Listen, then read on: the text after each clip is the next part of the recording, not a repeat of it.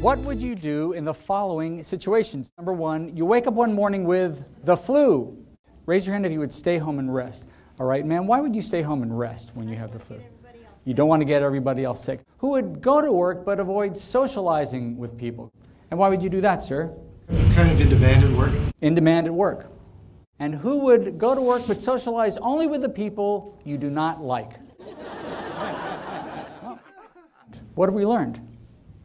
Different people have different reactions to the same situation.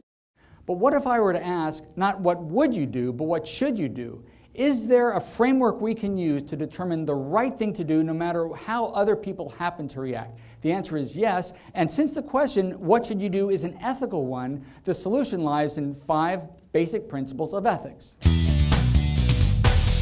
Criticism at its best is about bringing out the best in other people. It's not about venting. It's not about displaying your power over the other person. When someone you care about, someone who works for you, works with you, has a relationship with you, has done something he or she should not have done, or hasn't done something they should have done.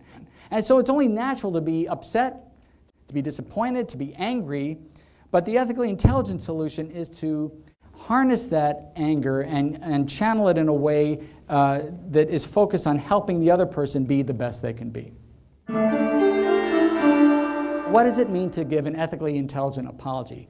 It first means being sincere about it by saying, I'm sorry, taking ownership for it, being accountable, but it doesn't end there. You know, sorry seems to be the hardest word, but sometimes it's the easiest word because it's just a word, right? It doesn't mean anything unless it's backed up with action, with an action plan, with a strategy for avoiding committing the same error again. Raise your hand if you feel unappreciated. Please come up.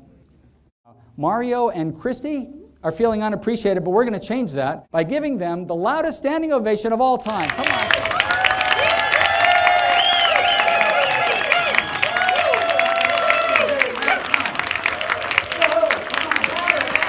Please be seated. I want you to take a look at Mario and Christy as they go back to their seats. Do you notice a difference? What's the difference? They're smiling. They're smiling. They don't look miserable any longer. You made their day. And in fact, I'll bet for several years, they're going to be talking about the standing ovation they got at the Imagine Theater in Novi, Michigan, simply for being themselves. Now, I want you to look around the room. Do you notice a difference around the room? Because I sure do. But when I called you to action, you focused all your energy on making Mario and Christy feel better. And when you saw that it paid off, it made you feel better. This is the only take-home message you need. Why should we be ethically intelligent? Why should we lead a life of compassion, of kindness, of being fair? It's the right thing to do. But it also turns out it makes you feel better. It benefits you. Everybody wins when we apply these principles, as difficult as it is to do that. It was fabulous. What I really enjoyed was that he gave so much useful information that I could implement immediately in my life, in both personally and in business.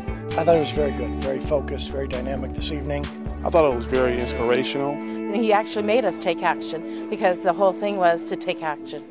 And he was getting the audience involved too. It's something everybody needs to be aware of and utilize in their daily lives. It's really important.